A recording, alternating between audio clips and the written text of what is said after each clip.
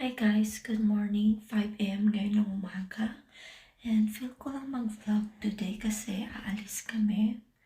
Susulitin na namin yung last month ng summer dito before dumating yung taglamig. So, magre-ready lang ako saglit. Tulog pa yung isa. Babalik ako. Hi guys, I'm back. So, nagbababa na ng mga gamit yung asawa ko kasi alis na kami. Time check, 7 a.m. na. And by the way guys, magro-road trip nga pala kami. Dapat 5 a.m. kami aalis dito, kaso yun, daming inaasikaso, kaya 7 a.m. na, di pa rin kami nakaalis.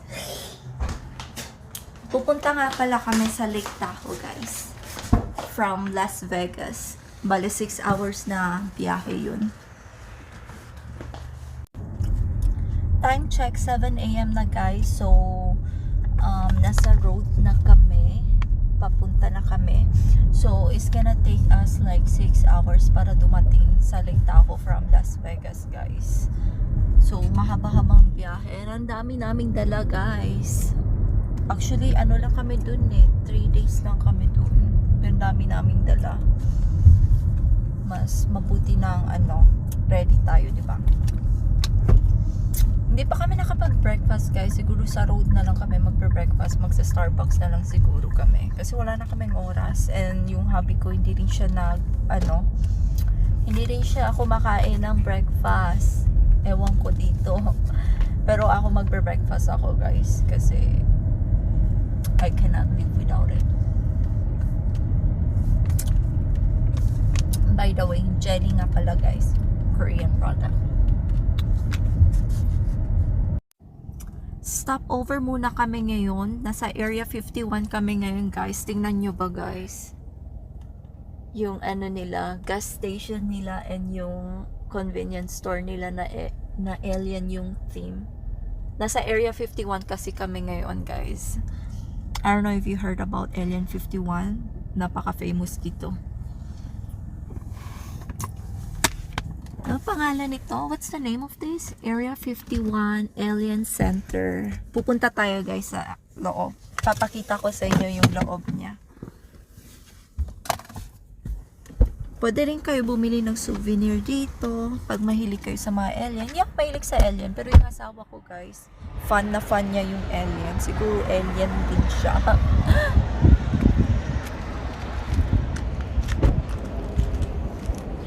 Dumi.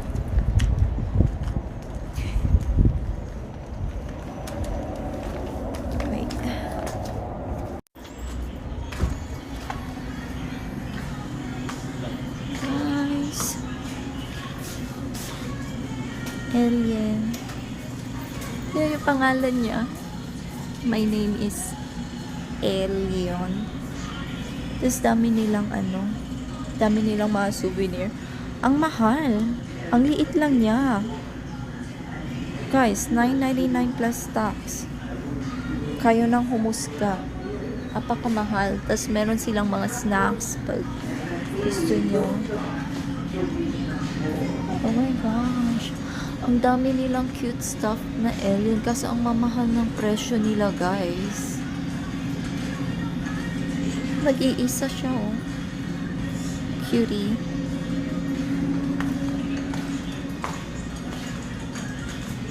Puro alien yung mga benta nila dito guys. Tas ito, to siya? Alak to siya. Mga alcoholic drinks na alien din yung bottle niya guys. Maliit lang siya. Pang shot. Ang ganda ng bote na to. Saka ito. Puro alcohol. Sa mga alcoholic dyan. Hindi kami alcoholic. Ayun, tequila pala to guys. Hindi ako umiinom yan. Puro alien talaga yung nasa dito. Meron silang ganito rin na shot na maliit na bottle din. Small shot bottle. Ang mahal. Tapos yung big shot bottle. Ito. Ganito lang siya kalaki guys. Yung malaking bottle, $4.99. Tapos yung maliit na bottle, $9.99. Mahal, sobra.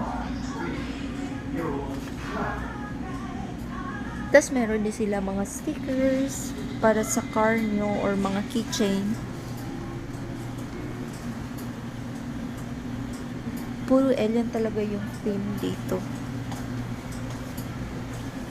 Tingnan nyo ba guys, so yung sticker. Isang sticker lang to.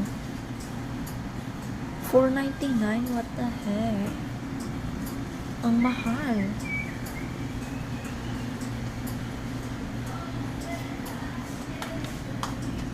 Ang mahal naman ng store nila dito. Ay, marami pa pala dito. Tingnan nyo. Wallet na Area 51. Meron silang mga bag. Yun. Ashtray. What is that? Match for the car. Can I see? Ang cute ng plushie nila. You want that for the car? I think that one goes to the bathroom. No? Oh, yeah. It doesn't look like a car mat. Dami nilang ano dito. Mga palahubog sila dito, guys. Ah, cute nito. Can I say? Huh? Oh, those are cute.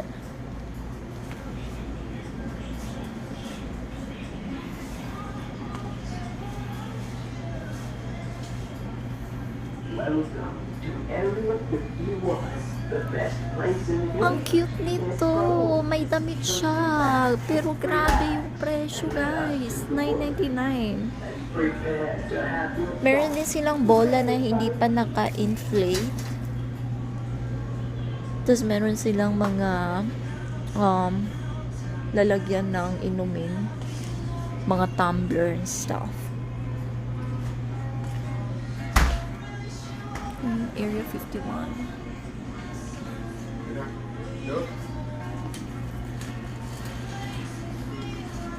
Meron silang mga t-shirt dito, guys.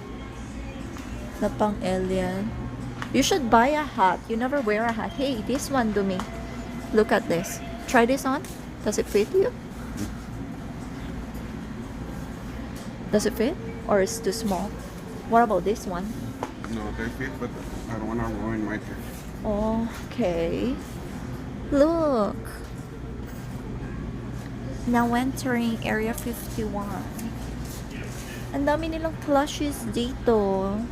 Ang kanilang napakamahal na mga plushies and shirt.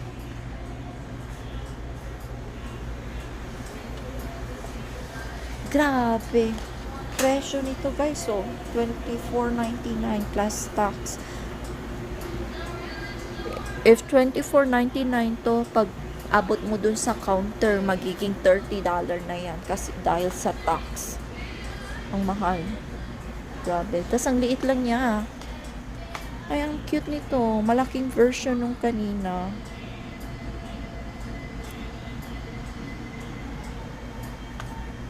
Tapos dito puro t-shirt na siya, guys. Puro mga damit. Maliit lang yung store na to. Meet Chuck and Larry. Hi, guys. May manghuhula din sila na alien, guys. Hello.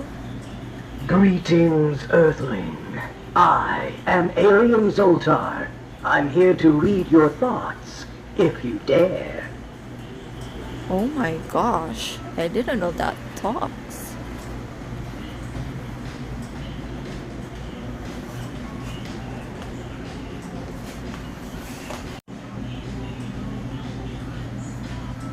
But they're too expensive for stickers, right?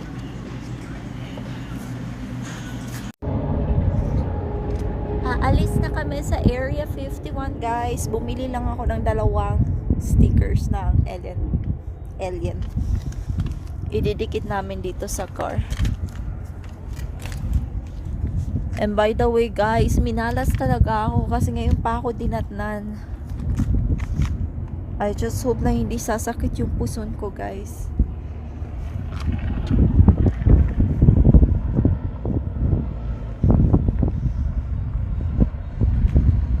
That one looks nice. Yeah, mahilig talaga kami maglagay ng sticker sa car. Ang cute niya.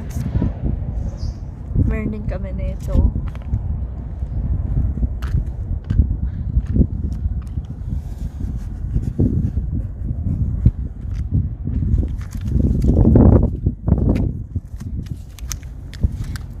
Nice. Let's go.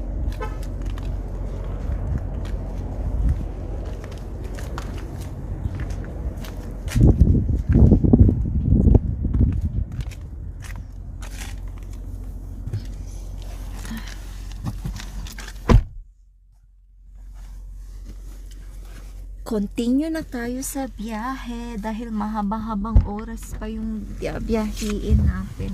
Tama ba Tagalog ko, guys? Sorry ha. Hindi kasi ako laking Tagalog, guys. From Zamboanga City nga pala ako, guys. So we speak broken Spanish there.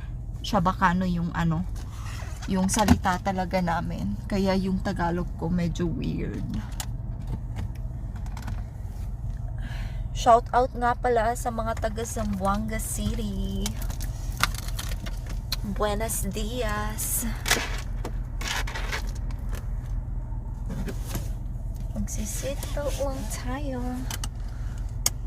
Oh my gosh, ang init, guys. Grabe. Alam nyo ba, dito sa Las Vegas, sobrang init, guys.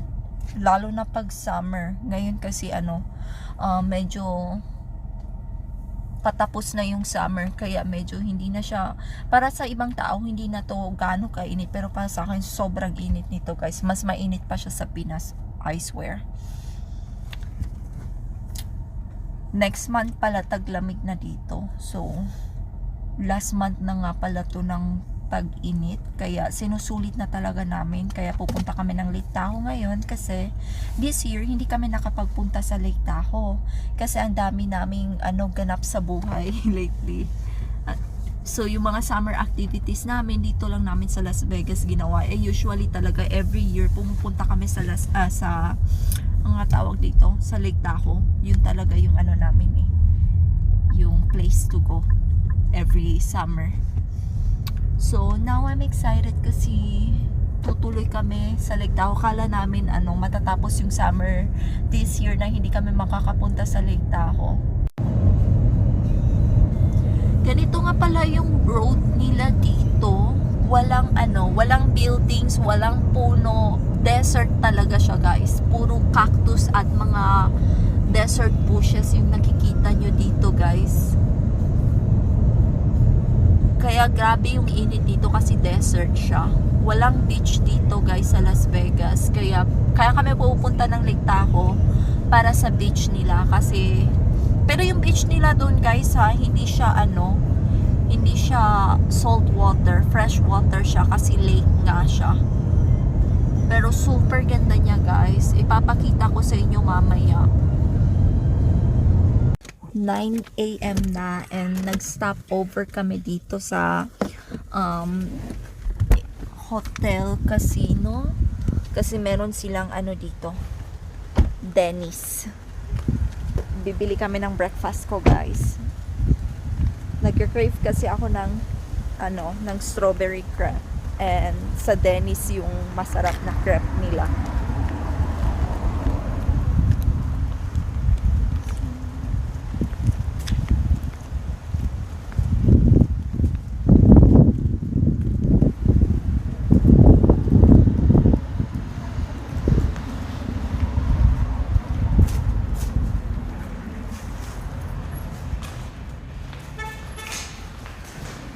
Nasa casino tayo, guys. Lahat ng hotel talaga dito may casino.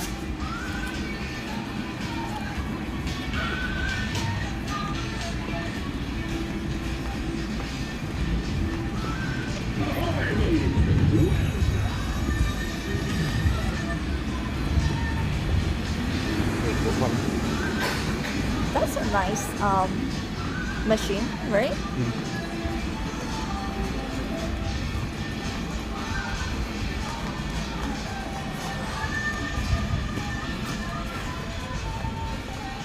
May pa-arcade din pala sila dito, guys. Napakaluma ng hotel na to, guys.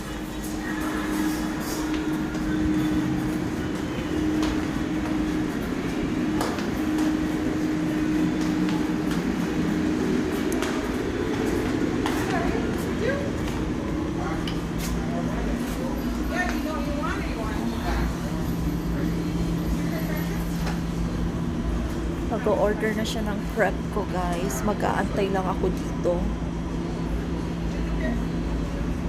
Kulang talaga ako sa tulog, guys. Hindi ako nakatulog nung kagabi. Kasi medyo anxious ako kagabi. O, ayan ang hobby ko. Asa na ngayon? Mag-order na siya.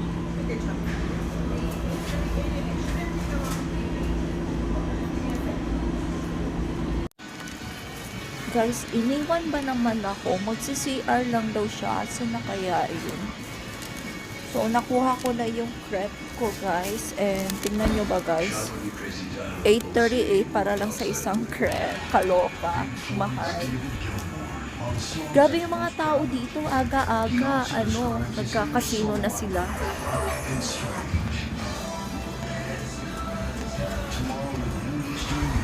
Pacific, Classic Vinyl 26, and the Sirius XM app.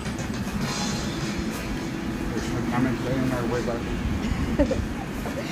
Gusto rin gusto rin ng asawa ko na maglaro ng casino. Naglalaro naman kami, pero hindi madalas. Yung bihira lang. Yung kapag may extra kang money, pwede mong ilaro. Last time pala, guys, nanalo ako ng $30. $5 yung gastos, yung pera na ginastos ko, tas nanalo ako ng $30. Bale, pumunta ako dun with $20, tas pagbalik ko, meron na akong $50. Pero minsan lang din yung nananalo ka eh. Most of the time talo talaga, kaya risky siya. Ako hindi ako gumagastos ng more than $5 sa casino. Yun lang. Thank you. Oh, kalokang init, grabe. Kakain muna tayo, guys. So, ayun na nga guys, dapat sa Starbucks talaga ako bibili ng breakfast ko. Kaso, nalala namin na wala palang Starbucks dito sa road na tinatahak namin. So, mahigit 1 oras na kami nagdadrive at nagtataka kami na wala talaga ni isang Starbucks. So, nung nakita namin ang Denny's na to, bigla akong nalala na meron sila na paborito kong strawberry crepe. Kaya ayun, nag-stop over kami para bumili ng breakfast ko. In fairness guys, ang sarap ng strawberry crepe nila dito and napakatamis ng strawberries nila. And as you see, yung ate girl nyo, lamon ng lamon dahil sa totoo lang gutom na yarn. So guys, kararating lang namin ng time check. It's already 4 p.m. Dapat talaga kanina pa kami dumating dito. Kaya lang, yung road na tinatahak namin kanina serado.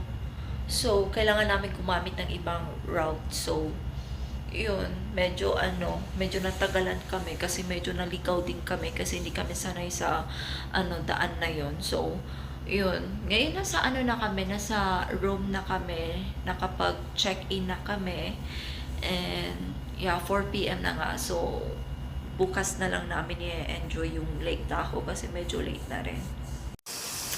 So, change of plan guys. Since late na kami dumating dito, so, hindi na kami makakapunta ng Lake Tahoe kasi naka-book kami ngayon, naka-check-in kami ngayon sa Reno, which is malapit sa Lake Tahoe.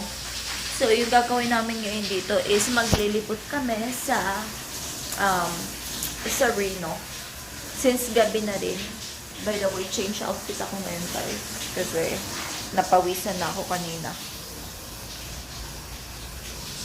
Naliligo lang yung isa.